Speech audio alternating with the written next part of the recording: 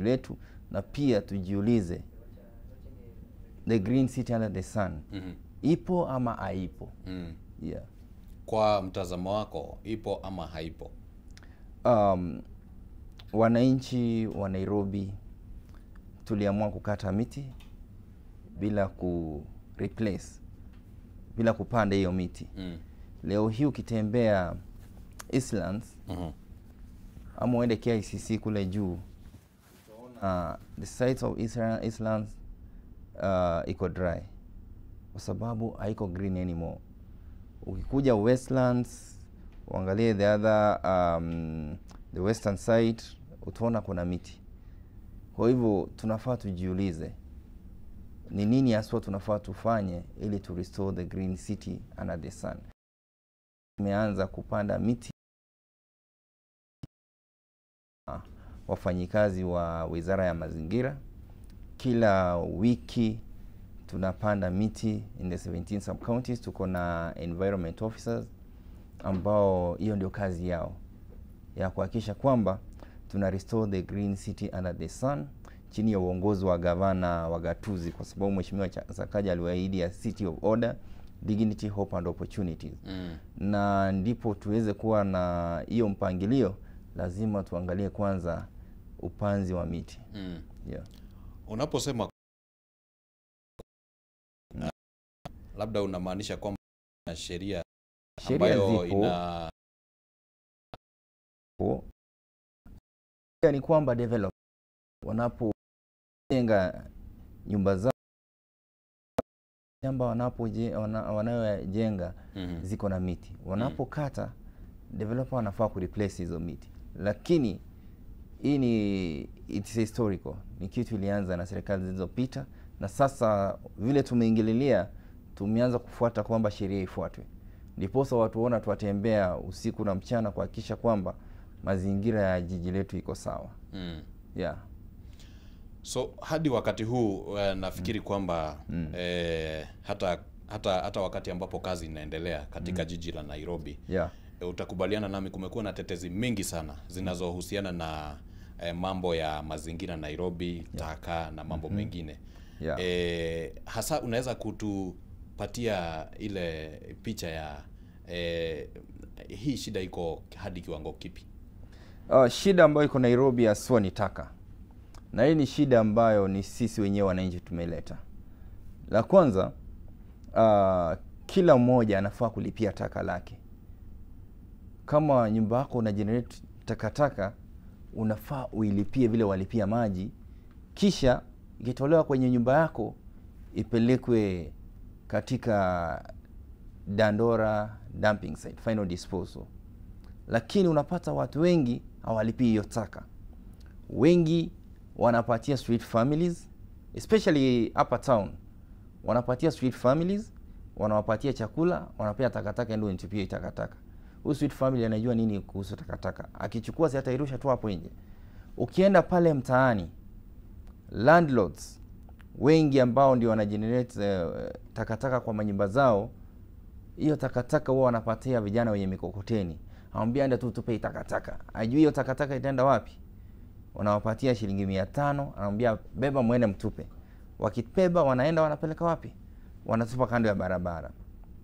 Pia wale vijana ambao ni wa CBOs ambao wanajilea na taka, wakitoa taka kwa estates mtaani, wanapeleka unapata kando ya barabara, wamechukua mahali ambapo ni shamba ya mtu, na mwenye hilo shamba ameanza biashara ya takataka, wamwage hapo wamlipe. Unapata mkokoteni kimwaga inamlipa. Sio wana create illegal dumping. Na mwenyewe akishalipwa atatoa ile mali, ile plastics na zingine zinahitajika aende akauze. Kisha hizo zingine zikijazana hapo, wanapiga picha, wanaweka kwenye mtandao. Nitakupatia good example. Pale Gitanga Road kuna hiyo illegal dumping. Hiyo shamba ni ya mtu, na mwenyewe tukienda kumtafuta tumpati. Wakati tunaenda msako ya kushika kufunga illegal dumping, mwenyewe anatoweka. Lakini haonekani. Serikali ina nguvu hata kama ni serikali. Ndio nataka kueleza. Unajua kuna kitu moja unafaa ujue. Serikali iko na nguvu na iko na mkono refu. itakutoa mahali popote ulipo. Ile kitu tunasema ni hizo mashamba mingi ziko na wenyewe ambao wanafanya hiyo biashara ya taka na ambao hawajulikani, huwa wanajificha. Tukifika pale utapata wale wanasimamia ni hao vijana wanajulikana, hao wenyewe wanajulikana. Hao vijana ukiwashika, wachukulia hatua, hawapeani mwenyewe na watashikwa na cash bill italipwa na watatoka. Unaona? Na nani? Si ndio nataka kueleza kwamba wenye hizo mashamba. Na ndiposa imefika mahali tumesema sasa wacha tukae chini tutafute suluhu. La kwanza, kuna wale wanajilea kutoka kwa taka ambao ni taka ni mali, na kuna hao wenye wameweka hizo mashamba, na kuna wananchi ambao wanaishi mahali hapo. Pale Muslim tulishirikiana na community na hao wakujilea nataka, tukamwambia sasa mahali imefika lazima tufunge mahali hapa. Kama mnatoa taka, hiyo taka ikitoka huko mkishatoa mali iende wapi? Iende Dandora. Na pia kuna wale wenye wamiliki wenye magari ya kibinafsi ambao wanafanya biashara ya taka, PSPs. Pia wengi tumecancel license zao kwa sababu ako license kutoa takataka kwenye ploti, kwenye mahoteli, anapeleka wapi? Final disposal. Wengi wanatoa wanapeleka pale Likoni Road, wanapeleka illegal dumping, zile ziko within Nairobi, wanamwaga hapo, wanalipa. Zingine wanapata ni shamba ambao ni ya serikali ama mwenyewe hajulikani, washaeka dumping site ama kando ya barabara. Kama pale Huruma Flats ni kando ya barabara.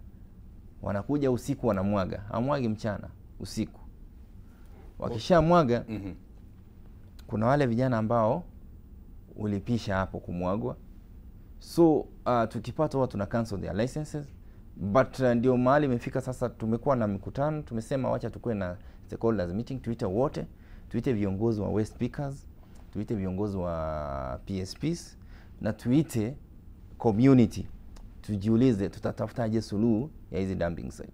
Kwa sababu kuwashika si suluhu. Utawashika leo, kesho watatoka wataendelea na hilo. Itakuwa ni ile mchezo wa paka na panya. Na ndio tumeonelea kwamba tunapofanya wacha tuwatafutie suluhu. Na wengine, na pia tumeleta partners on board, wale wa kuwatengenezea recycling, so that ikue hiyo taka wakishatoa au recycling watachukua ile mali ingine, watahakikisha kwamba imeenda wapi? Final disposal. Naam, nafikiri tutaangazia baadhi ya mambo ambayo umeyataja labda kwa kina hapo baadaye, lakini kwa sasa unapozungumza inajidhihirisha inajidhihirisha waziwazi kwamba kuna pengo ambalo lipo, pengo ambalo labda linatokana na jinsi ambavyo serikali ya county inavyofanya kazi ikilinganisha na wale ambao ni washikadau ama kujaribu kufanya kazi na washikadau. Hilo pengo mbona lipo? Nataka kuambia kwamba hamna pengo. Ila tu ni kwamba wananchi ndio wataki kuwajibika, na wale ambao wanafanya biashara ya hiyo taka ndio hawataki kuwajibika. Ndiposa tumeonelea, tumekuwa tukifanya enforcement, tunawachukulia hatua, tunawashika, na baada wanaendelea na kuvunja sheria.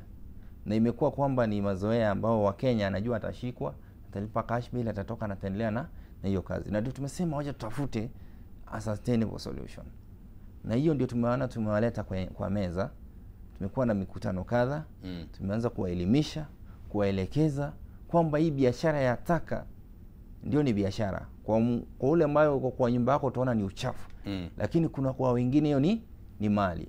Na tutafanyaje ndio tukue na sustainable solution ya hiyo waste management, kwamba ikitoka kwenye nyumba ikifika pale nje kwa yule ambaye ni waste picker, wale waokotaji taka, wataitumiaje, watoe mali, na hiyo ingine ambayo inabaki inapelekwa wapi? Dandora. Ndiposa tumesema sasa hata kuenda ku license au private au CBOs au vijana wa community based organization na au PSP wenye magari, sasa itakuwa tuna wazone. Kama ni sub county, kabla tuku license wewe mwenye gari, lazima utuonyeshe zile CBO zenye utakuwa unafanya nazo kazi. So that au vijana si watatoka kwenye manyumba, wanakuletea wewe mwenye gari ambao umelicensiwa kubeba pia kutoka kwenye mitaa kupeleka wapi? Wanakulipa, wanakupea hiyo taka. Ndipo sasa tuweze kupunguza hizi dumping ambazo ziko katika jiji letu. Na pia tuko na mipango ya kufanya waste to energy ambayo inaendelea, process ya procurement inaendelea. Ikishamalizika ikamilika kila kitu, wale wajenge hiyo plant pale Dandora, kwa sababu hatutaki pia tutoe shida yote na Nairobi tunapelekea wananchi wa Dandora. Kwa sababu kule pia kuna wananchi wanaishi huko ambao wanaathirika kutokana na harufu ya hiyo dumping, so lazima pia tuwapunguzie. Yeah. Sijui kama kumekuwa na kuzingatia kwamba idadi ya wananchi hapa Nairobi inaendelea ikikua kila kuchao. Na bila shaka kiwango cha taka ambacho wananchi wanaweza kuachilia pia kinaendelea kikiongezeka. Mikakati ambayo ipo ni gani ya kuhakikisha kwamba kuna kutoshanisha ile kiwango cha wananchi na vile vile taka ambayo wanaitoa? Ile mikakati tumeweka ni kwamba sasa hizi Nairobi ni ina grow kila siku. Kila mtu anataka kuja Nairobi, manyumba yanajengwa Nairobi. Ndiposa county peke yake hatuna hiyo uwezo wa kubeba hiyo taka, lakini tulinunua 24 RCs, zile refuse compactors ambazo zinapita zikiokota hizo taka kutoka estates, na pia masoko yetu tunaendelea ku-increase our capacity, na pia watusaidie kubeba hiyo taka. Na ndiposa nirejelee pia niseme au PSP wana play a very key role, kwa sababu kisheria wananchi wanafaa walipie taka either to the county government ama kwa private service providers including our CBOs, ili waweze kuwabebea kutoka kwa manyumba yao. So kwa sasa vile nazungumza, tunaendelea na process ya kuprocure contractors, kwa sababu hapo awali mbona tumekuwa na kilio kwa miezi mingi imepita, ni kwa sababu tumekuwa tukidepend on the county capacity. Ile magari zetu za county peke yake ndio imekuwa ikifanya hii kazi. Za kibinafsi hazijakuepo zikisaidiana na sisi. Na pia lingine ni kwamba wananchi waweze kujituma, waanze kulipia taka. Ile wanalipia maji pia walipie nini? Walipie taka, kwa sababu hiyo taka ambayo hawalipii inakuwa ni gharama kubwa kwenye serikali na pia kwa wananchi wao wenyewe, na pia ni madhara, kwa sababu wasipolipia wapatia hao vijana ambao wanawapatia shilingi 200, ndio hao wamecreate illegal dumping sites katika mitaa yote ya Nairobi. Unapotembea kwenye barabara utapata gunia ya taka, utaenda upate uchafu imerundikana mahali fulani na imetoka kwenye nyumba zao, na wao wenyewe hawafuatilii. Pia ni ombi letu kwamba kila mwananchi ambao unalipia taka, yule unayempatia taka mwambie kupatia tracking tools, kuonyesha kwamba imefika final disposal. Asitoe tu kwenye nyumba yako anamwaga. Unapoteremsha gari yako unatembea, na kuna wengine wako na tabia mbaya. Mtu anaendesha gari la kibinafsi, akikunywa soda, chupa wanamwaga nje ya barabara, wanarusha nje ya barabara. Mtu anatoka kwa nyumba yake amebeba ile uchafu yake kwa gari. Akifika kwenye mto anafungulia, anarusha wapi? Ndani ya mto. Na ni mtu mkubwa ambaye wengine hata ni maprofesa, wengine ni watu wamesoma, wanafanya kazi kubwa, wanajua kwamba mto unafaa uwe safi. Pale kando ya barabara inafaa iwe safi. Wenye matatu, kila mwenye matatu, hata ndio tunataka tuanze operesheni ya kudeal na wenye matatu. Kila matatu lazima iwe na litter bin. Naomba ushikilia kwanza hapo. Tutaulizana hilo swali la kulikuwa hapo na hiyo sheria ya kila matatu ikuwe na ile litter bin. Sheria ilibadilika au ni nini? Shikilia tu hapo kwanza, nikumbushe mtazamaji uhoro wigimainie na Stahili app mwiroreri wa Kameme TV. Turathie tugicenjanagia thiomi tondu wa gutigira ati maundu mothe ni maragukinyira na njira igwete. Haria haragibatarania tuhinyiririe na ruthiomi ruru tugakihinyiriria ta haha Stahili app. Nindirakwira ati ungi download Stahili app thiini wa thimu yaku, ucoke urumirire makinya maria ngukutaririo ro riu, ni ugukorwo wina kanya ga kwigwatira data bundles na ninge ona cashback. Wa download Stahili app, uracokia ciuria iria ciuretio hau ni ciuria citakire ndito, ni ciuria citakire nyingi, na ni ciuria ukire na hoti wa gukorwo ugicokia. Warikio guo he handu kurio wikira special code ogwikira Kameme TV na niyo igukuhingurira mweke ucio wa gukorwo ukiamukira data bundles. Koguo wekira Kameme TV reta special code ukamukira data bundles, na ungihuthira Stahili app gwika shopping ni uraheo cashback. Mwiroreri wa Kameme TV ni uraheo cashback na gutikire mundu tangikienda uguo. Na riu uhoro uyu gukinyeire tondu kuri na unyitaniri wa endia indo mwanya mwanya, matuka manene ta mama supermarket na ingi, na wakigua handu harakigwetwo matuka manene makire na uigirereki ni gukiuga ati ona mutaratara uyu mugima turakunengereria ni mutaratara muthurime, ni mutaratara muthime, no kaigirirwo kabiro, na ni gukiuga ati ndubatie ni kugia na nganja na mutaratara uyu wa gukorwo ina Stahili app thiini wa thimu yaku. Koguo kirio gwika no ku download Stahili app na urumirire makinya maria ndakorwo ngikwira, na ni ugukorwo ukigunika na njira imwe kana njira ringi. Ni tugwikara tukiririkananagia uhoro wingi mainie na Stahili app o uria turagithie na mbere na tafarira ino ya arahuka rikiratha rucini ruru wa umuthi thiini wa studio twina afitha kuma kuria kwa thirikari ya county ministry-ini ya maria maturigiceirie tukirongoreria na ndereti igimainie na utheru guku county-ini ya Nairobi uhana atia, na muno tukiringithania na ati muthenya wa rucio ugakorwo uri muthenya wa mazingira day toria thirikari ya kianireire. Uyu ni muthenya uria haria gabere wagikongwagirwo wita Moi Day, no ugicoka ugigicenjio ugituika ni wa kugacirithia maria maturigiceirie, na nyititemi matiganite makoretwo magithingiriria muno uhoro wigimainie na gutigirira maria maturigiceirie ni mathingatwo, na noguo turagika muthenya umuthi tukiarĩrĩria ndereti yo guku thiini wa studio. Tuli na ministry ya maria maturigiceirie kuma county-ini ya Nairobi. Tunaporejelea katika mjadala, umetaja kuhusiana na zile litter bins kwa magari. Na utakumbuka kwamba kulikuwepo na hiyo sheria ambayo ilikuwa imetengenezwa na Wizara ya Kitaifa ya Mazingira. Mambo yalikujaje yakabadilika labda hapa Nairobi kwa mfano? Unajua ile shida ipo inatokana na no pata kwa watu wana puuza fuata wacha ni ivunje sheria. Ni kama vile tunasema kwamba kama wewe ni mchuuzi mdogo, hawkers, kaa pale Backland, na unapouza ukimaliza hiyo chafu yako ufai ubebe weke kwa dustbin, yani litter bin. Hizo litter bins ni za wale wapita njia wenye wako na hizo uchafu ndogo ndogo. Kuna mahali ambapo labda pametegwa kwa wale wachuuzi. Kunayo. Kuna mahali imetengwa within town. Tuna transfer points, si mahali ambapo kwamba wanadamu, ni transfer points. Wanaweka hapo ndio ikue rahisi kwetu kwenda kufanya nini? Kubeba. Lakini unapata kuna mchuuzi atauza ile uchafu yake. Akishamaliza anachukua, anakunja hizo makaratasi, anafinya kwa drainage system. Maji ikinyesha Nairobi inafurika. Labda kabla hatujapoteza hilo wazo la matatu. So matatu ni matatu wanafaa kuwe nazo so that wale wateja wao kama amekunywa soda ama chupa ama karatasi, amekula biscuit, wanatupa kwenye hizo dustbin ambazo ziko ndani ya gari.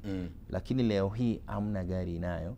Wengi wamepuuza, na ndio nimesema tunataka kurejelea, tuanze kuenforce, tuhakikishe kila matatu inafuata sheria, imeprovide wateja wao mahali wanatupa hiyo taka. Na pia kisheria hata za Nairobi nasema 10 meters radius ni jukumu lako kuhakikisha ni pasafi, uchafu yote iko hapo ni safi. Pia hiyo gari ni ofisi ya mwenye gari. Kwa hivyo wale wateja wanaingia ndani anafaa provide apatie hizo litter bins. So tutaenda tuhakikishe kwamba kila gari inayo. Tutaanza kufanya enforcement within CBD. Wakiwa nazo kwenye mabarabara tutakuwa na hizi taka. Unapozungumza unasema kwamba mikakati itaanza. Serikali imekuwepo kwa muda wa miaka 3 angalau, tunapozungumzia serikali ambayo una hudumu ndani yake. Miaka hii 3 hamkuwa mmegundua kwamba kuna hilo pengo na hiyo shida? Tuliwapatia notisi. Kwanza unajua utaenda kwanza uanze kushika watu, unawapea notisi. Unajua ni serikali yenye mpangilio. Kama alivyoahidi gavana City of Order Dignity Opano, hatutaki ile unarukia mtu kwamba wapi. Tunawapea notisi kwamba tuliwapea notisi, tuliwasava notice. na kuna wale wali comply, kuna wengine hawaja comply. Sasa ndio tunataka tuanze kufanya sasa enforcement. Unajua lazima uwe na mpangilio. Kwanza unawaelekeza na pia tunawaelimisha, tunawazungumzia na kisha ndio tunafanya enforcement.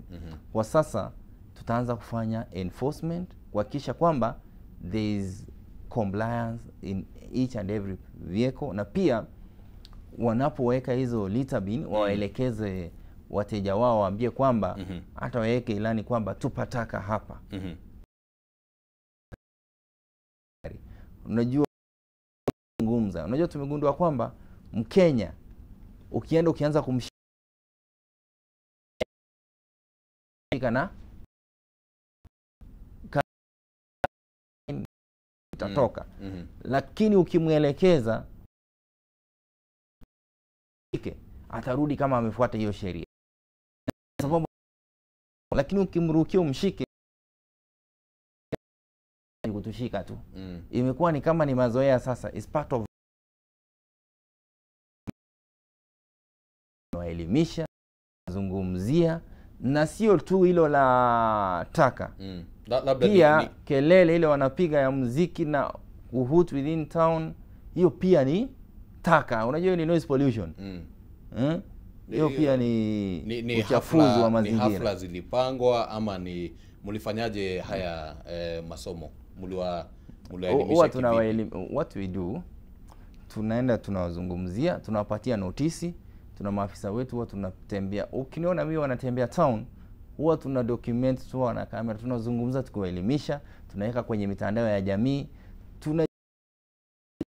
kwa sababu na pia tukitumia all the media platforms, huwa tunatengeneza even short videos, tunaweka kwenye mitandao ya kijamii ili kuwaelekeza na kuwaelimisha, na tuna involve viongozi wao, na tumekuwa nao kwenye mikutano na wale viongozi kadhaa, tunapatana nao, tunazungumzia, tunawaelimisha. So ni kitu ambacho tumekuwa tukifanya. Na ikifika mahali ambapo sasa kuna wale wamewajibika na wengine hawajawajibika, hapo ndio sasa inafungua ile ukurasa kuingia katika kufanya enforcement. Naam. Na hii notisi ilikuwa ya muda gani hivi? Huwa tunawapatia notisi ya sometimes huwa tunapea notisi kama hiyo tuliwaelekeza kwamba within 14 days wakuwa wamecomply. Na kisha sasa tukaanza kuwaelimisha. Tulipowapea notisi, unajua alituambia lazima pia mtuelekeze. Uweze tupea tu notice na mwanzo so tulianza mazungumzo ya kuelimisha. Lakini nafikiri nataka tujaribu kuleta mwangaza katika hili jambo. Miaka ni mitatu ambayo serikali ya Gavana Sakaja imekuwepo. Notisi ilikuwa ya siku 14. Alipoingia katika mamlaka, aliahidi kwamba itakuwa ni town yenye ama tuseme a town of order, a city of order. Miaka mitatu na notisi ya siku 14, huoni kama kuna kujivuta pale? Kuelekeza ni kwamba hapo awali kulikuwa na afisa ambaye alikuwa amekalia kwenye ofisi. Unajua as the accounting officer, mimi kama mkatibu mkuu nilikuwa katika Wizara ya Afya, lakini hapo awali mwenye alikuwa kwenye ofisi walikuwa wanafanya hiyo mipangilio ya kufanya enforcement na zingine. Na mimi nilipoingia kwenye ofisi pia nikarevise, nikaissue another. Hiyo ilikuwa ni wakati mgani huo? Ilikuwa nimekaa kwenye hiyo ofisi, huu ni mwaka wangu wa kwanza na kumaliza. So for the time ambao nimekaa kwenye hiyo ofisi, kuna yale ambao pia mimi nimeyafanya na nayazungumzia hayo. Ni kwamba nilipoingia nilipeana notisi pia. Na ndio hiyo nataka kuelekeza kwamba kwa hiyo miaka mitatu wale walikuwepo walikuwa wanafanya hiyo kazi. Na mimi nilipokuja pale nikaendelea mahali waliachia. Lakini nataka kuambia kwamba town, Nairobi is very unique. Nairobi si kama counties zingine. Nairobi ni mahala ambapo lazima watu wa Nairobi si watu rahisi kudini nao. Ni watu lazima washike ndio wajue kwamba unafanya kazi. Nairobi pia umesema wamekuwa na uzoefu wa kushikwa. Ndio hiyo sasa wamekuwa na hiyo mazoea, lakini ndio wawajibike. Mimi unajua nimefanya study kujua watu wa Nairobi vile wana behave. Ni watu ambao Ukienda kuongelesha mama ni hoka, kumuuliza mama mahali ulipo si pazuri, huyo mama ata create drama, ata kutusi, a shout, yani onekani yeye ndiye anakejeliwa, atajirusha chini, hata zile drama wana act. So lakini hiyo ni mmoja si mmoja, hiyo kati ya wengi ambao wacha nikueleze, hiyo ndio lugha yao. Nairobi lazima ndio survive. Nairobi especially wale wachuuzi ama wengine lazima wako na tactic ambao wako nayo ya survival tactics. Unajua ni ile ni defense mechanism walikuwa wamedevelop kutoka kwa serikali zilizopita, kwa sababu kanjo ya kitambo ilikuwa ni ile inakuja kama imekurusha kwa gari, na ndio ujisaidie. Lazima ukiona mtu akikuja unajirusha. Mara mingi mimi nimeenda pale, na uzuri mimi na document, wanakuja wanatusi, wengine wanataka kujirusha, anategea kwamba ashikwe, anapata ashikwe. Watu wanasimama hapo wakiangalia, wanamuuliza wewe kwani ni mwenda wazimu mama? Mpaka wananchi wenyewe ndio sasa wanakuja kuanza kumwambia. Mbinu za wananchi zinazidi unga zile za, unajua wananchi, serikali. Wacha nikueleze, mtu unajua maafisa wengi wanapoteza kazi kama si kamera. Mimi leo hii ningekuwa nyumbani, kwa sababu zile video, zile vitu watu wanafanya, mtu akuje arekodi kuanzia mahali walianzia kujirusha chini. Na unapata mwingine ako mpaka na mtoto anataka kulalia mtoto, inabidi tuingie tena tusaidie mtoto.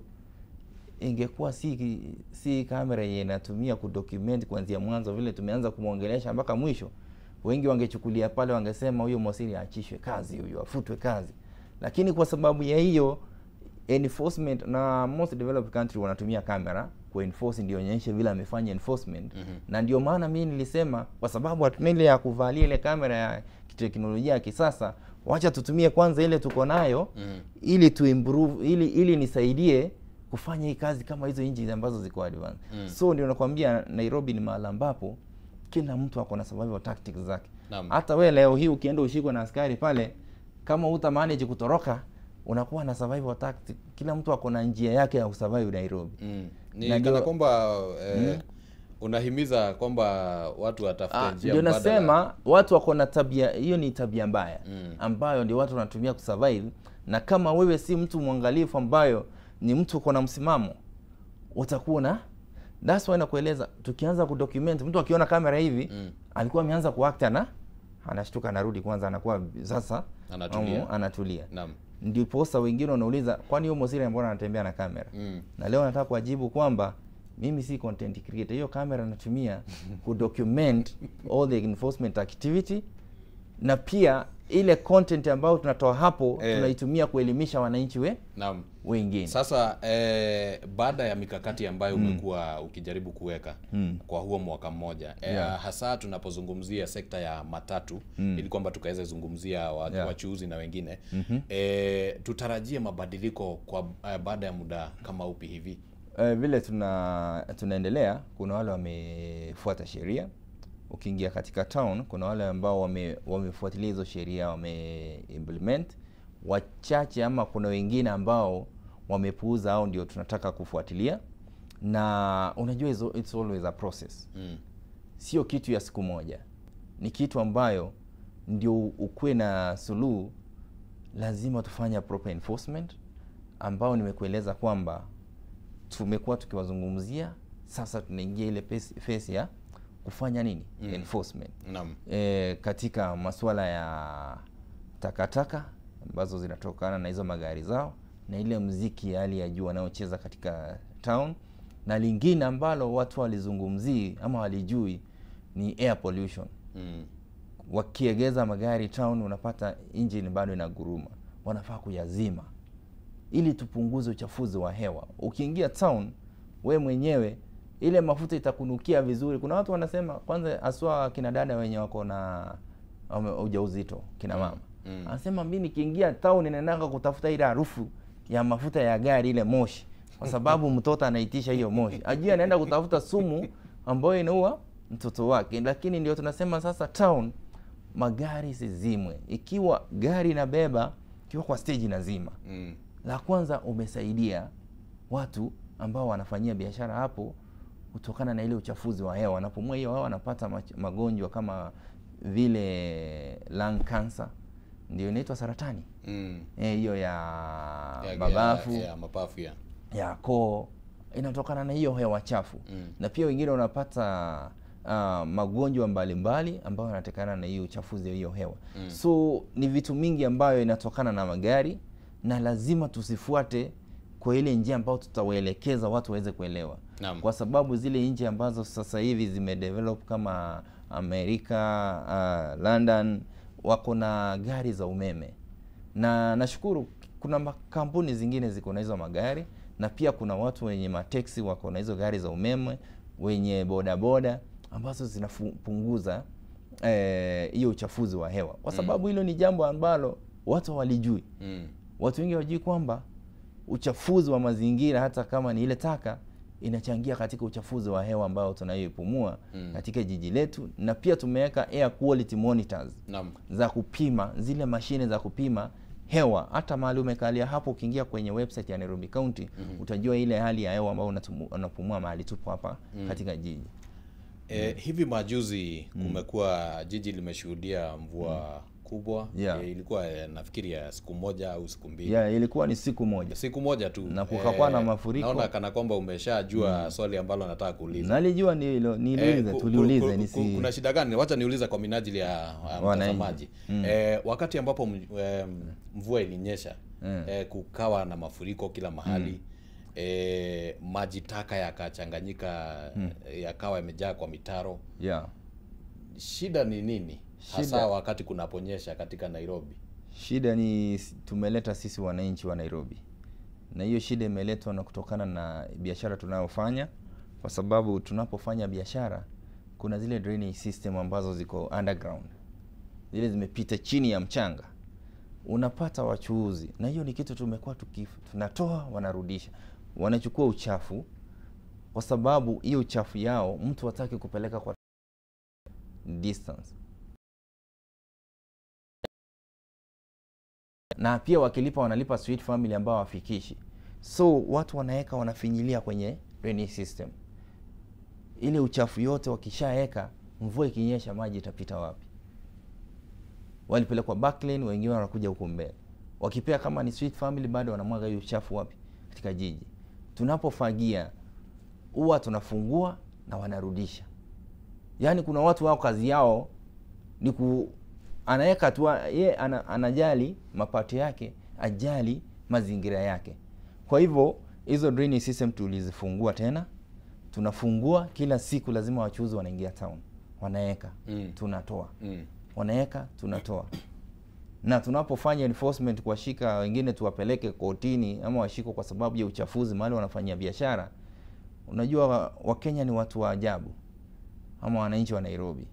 Wewe ukiwa mmoja wao, ukiona ule mtu anashikwa, unamuhurumia. Unasema ule ni mkulima mdogo anatafuta.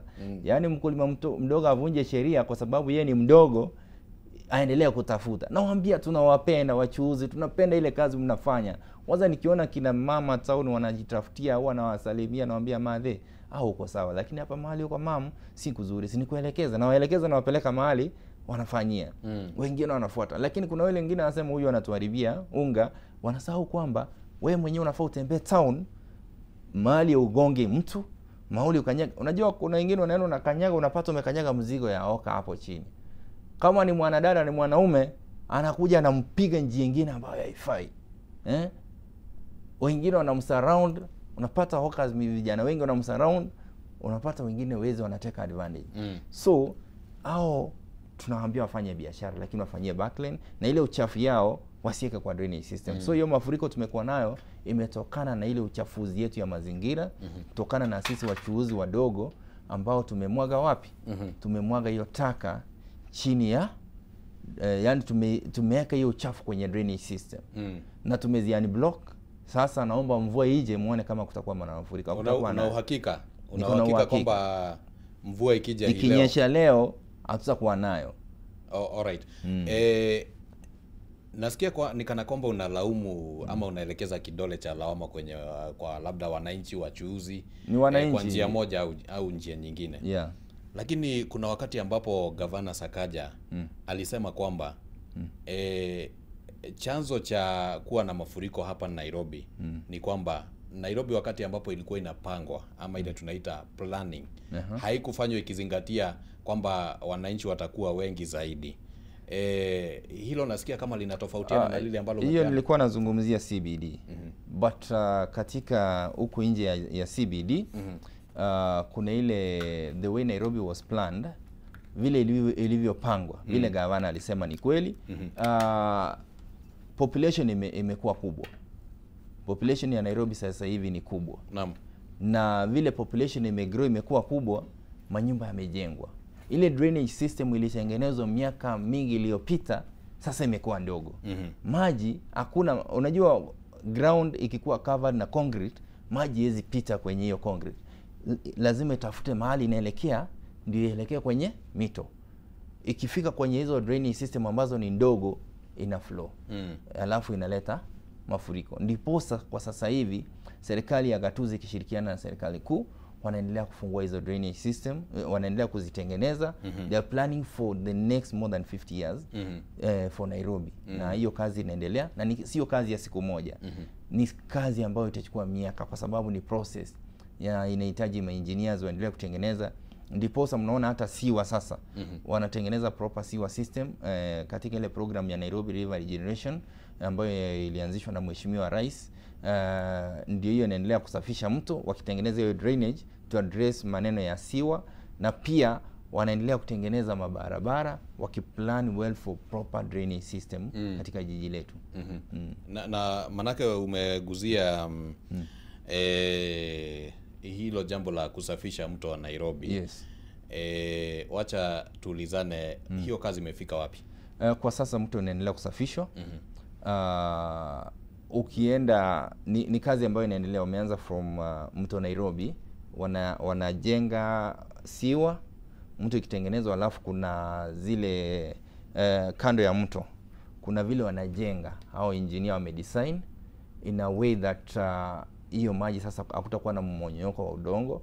Na pia wanaendelea kutoa, kuna hawa vijana wa Climate Works ambao wamewekwa na shirikiana na hao engineers, wakiendelea kutoa ile uchafu, wakiendelea kutengeneza siwa. Inatengenezwa, wanazuia siwa kuingia kwenye mto, na pia mto wenyewe unatengenezwa kando na kando ili maji yapite bila kuwa na uchafu kuingia kwenye mto.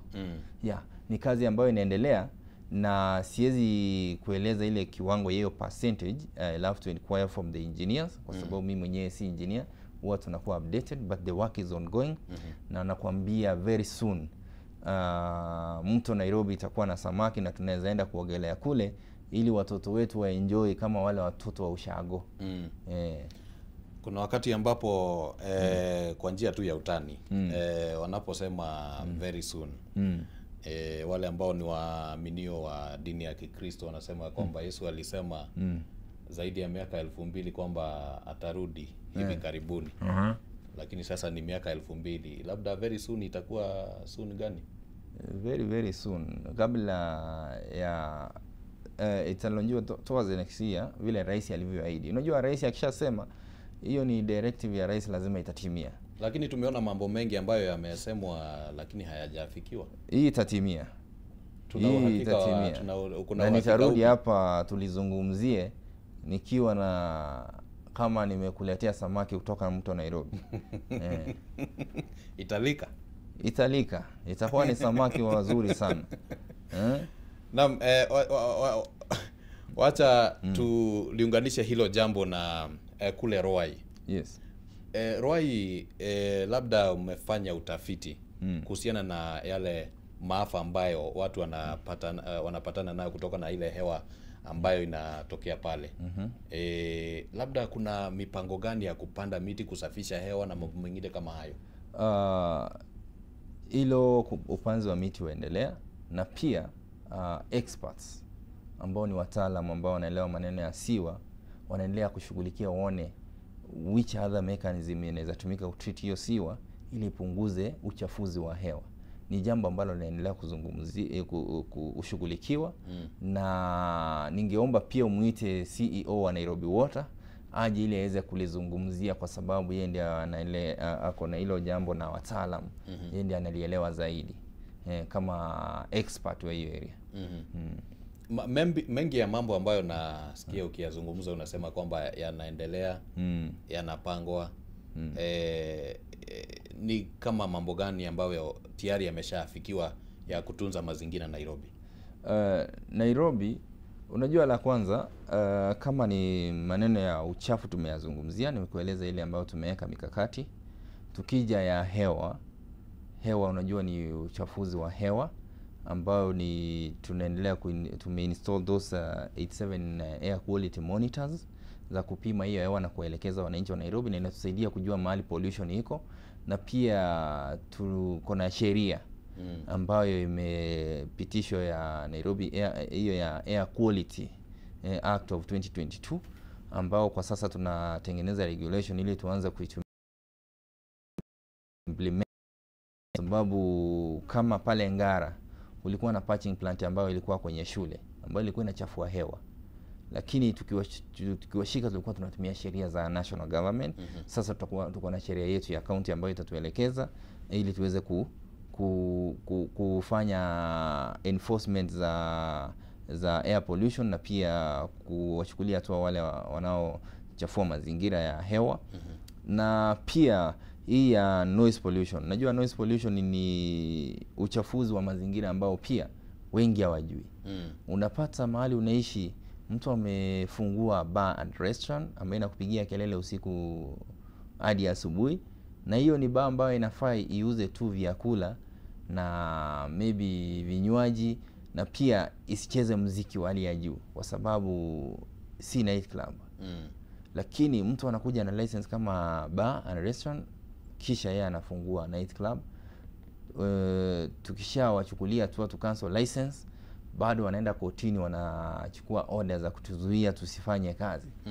Lakini huwa tunafanya kazi bado, kwa sababu haimaanishi orders za kuzuia tukielewa tunatua sheria. So tuweze kwa nani ambazo ya noise pollution kulikia ndio iwe sheria kamili ambayo itatusaidia katika kuzuia hii kelele. Pia tukuje kwa maneno ya discharge. Unajua kuna wale zile makampuni wenye manyumba wamefungulia siwa. Mtu amejenga nyumba mzuri, lakini siwa ameelekeza kwenye drainage system ya maji, ile ya maji ya mvua na storm water. Na pia zile kampuni ambazo zinafungulia uchafu kuelekea kwenye mto. Hiyo pia ni shida nyingine tuko nayo, na tunaendelea kuchukua hatua tukiwaelekeza ili tuweze kusafisha hiyo mazingira. Sometimes I say our work is not to arrest. Our work is to guide to compliance, because ile tutakushika kesho tutakushika imekuwa ni mazoea. So tumekuwa na mbinu mpya ya kuelekeza watu. Tukikuelekeza mara ya kwanza ya pili ufuati, ukiona tumekushika juu umevunja sheria. Iwapo haya mambo yote yameafikiwa na ile njia ambayo umeelezea, na tukiunganisha vile vile na mikakati ambayo unaelezea imewekwa na serikali ya kaunti ya Nairobi, hivi majuzi kumekuwa na mswada wa kujaribu kumngatua mamlakani gavana Sakaja. Na wale ambao walioleta huo mjadala walikuwa ni wabunge wa kaunti ya Nairobi. Ni kumaanisha kwamba kuna utofauti ya yale ambayo unayazungumza na yale ambayo wanaijua, manake moja wapo ya mambo ambayo walikuwa nasema ama wanamuelekea Sakaja nayo ni mambo ya taka katika Nairobi. Taka imekuwa ni shida katika jiji, na vile nilikueleza ni kwamba hiyo ni shida ambayo imeletwa na sisi wananchi, lakini tumelishughulikia kwa sasa hivi. Mkiangalia kuna ile mikakati tumeweka ambayo nimekueleza ni kwamba tumekaa nao vijana ambao wa CBOs, PSPs na wale wengine ambao wamekuwa wakichafua hizo illegal dump site, yaani wakimwaga takataka kwenye illegal dump site, na tumechukua hatua ambayo ni ile ya kuzifunga na kuelekeza mahali ambapo hiyo taka inapelekwa. Na pia tumekuwa tukikilia, baada ya kufunga tunabeba hiyo takataka tunapeleka wapi? Final disposal. Kwa sasa mambo imetulia kwa sababu tumekuwa na suluhu, na ni suluhu ambalo tunataka tuone kwamba liwe ni suluhu la kudumu kwa kushirikisha kila mmoja. Kwa sababu hapo wale tulikuwa tunaenda tunachukua hatua tunafanya enforcement, but bado watu walikuwa wanafanya nini? Yaani wamekuwa na hiyo mazoea. Lakini vile vile county serikali ya kaunti pia inalaumiwa kwamba haiwekezi inavyostahili katika kujaribu kusafisha Nairobi. Kwa mfano, semekana kwamba magari ambazo zinazoa taka hapa Nairobi, gari mzee, kuna mambo kama hayo yanaendelea. Ndio nimekueleza kwamba magari yale tuko nayo, tumeongeza 24 RCs, hizo refuse compactors mpya ambazo zinatusaidia kuzoa hiyo taka. Na pia unajua shida nyingine ni budget, ambayo sio shida ya Nairobi tu, ni shida ya kaunti zote. Process ya procurement, gari inapoharibika, kitambo irekebishwe ni process za procurement process, ambao pia pesa kupata zile ambazo tunaitisha kama mgao wa county sometimes huwa una delay. Ndio maana unaona hata mshahara wenyewe umechelewa katika county zote, si Nairobi tu. Ni kutokana na hizo shida ambazo ni za procedure.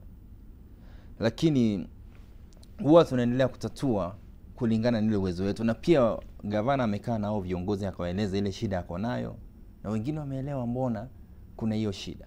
So mambo mengi unajua yanaletwa na kukosa information. Once watu wako na information, huwa inatuliza mambo na inaelekeza watu wanajua kwamba shida iko wapi. Kwa sababu leo utamuelekezea lawama, lakini hiyo lawama ambao umemwelekezea shida sio yeye, pia kuna kwingine kuna hiyo shida. Lakini wameweza kutatua, sasa hivi mambo iko sawa, mambo iko shwari, na kila kitu inaendelea kutatuliwa kwa kulingana na ile resources ambazo tuko nazo kama serikali.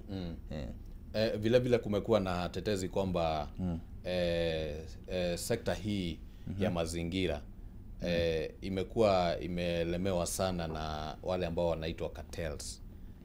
Cartels wapo ama hawapo katika county ya Nairobi? Cartels is a self creation. That's just a term that is being misunderstood. Hakuna cartel. Sidhani kuna cartel. Kwa sababu kama walikuwepo, gavana alishughulika. Sasa hivi hakuna yule cartel yako pale. Cartel ni nani kulingana na wewe? Cartel is just a self creation. Unajua cartel, mimi sijaona cartel. Bila shaka kila mtu anasema cartel haonekani. Mimi sijaona cartel, kwa sababu ingekuwa cartel wako basi kazi ingekuwa inafanyika. Unaona? Lakini umesikia mazungumzo ya cartel ikizungumzwa. Watu wanazungumza, lakini mimi mwenyewe nimejaribu kutafuta cartel pale City Hall, sijapata yote. Hata sijapata. Maybe uniambie cartel ni yupi. Alright. Na nikimpata nitaja hapa niwaelezee. Haya, tunashukuru sana. Tunaelekea tukimalizia. Na labda tungependa tu tusikie maoni yako kuhusiana na uhusiano wa serikali ya county na wale ambao ni wazoa taka wa kampuni ambazo si za serikali. Uhusiano za kibinafsi, uhusiano uko vipi?